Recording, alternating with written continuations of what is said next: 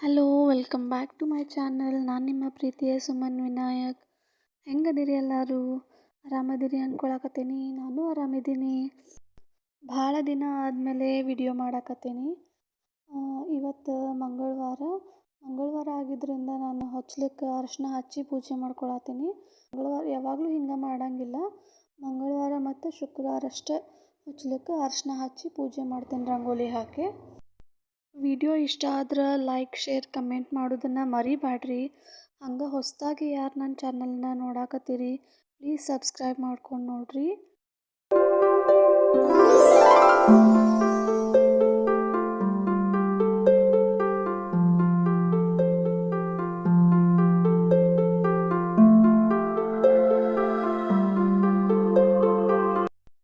Coffee ಮಾಡ್ಕೊಳಕಂತ ಹೇಳಿ ಹಾಲು ಕಾಯಕ್ಕಿಟ್ಟಿದ್ದೆ.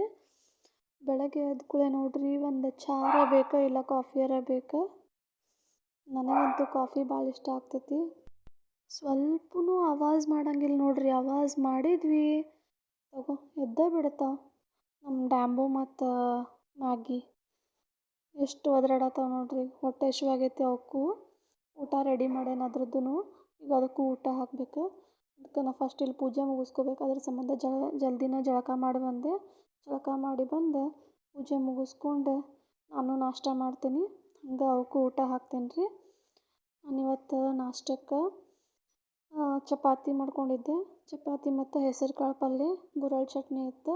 ಹಂಗೆ ಸ್ವಲ್ಪ ಕೆಂಪು ಖಾರ ಹಾಕ್ಕೊಂಡು ತಿಂದೆ. ಇವತ್ತು ನನ್ನ ನಾಷ್ಟ ಇಷ್ಟ ಆಯ್ತು ನೋಡ್ರಿ. ಮತ್ತು ನೆಕ್ಸ್ಟ್ ವಿಡಿಯೋ ಒಳಗೆ ಸಿಗ್ತೀನಿ.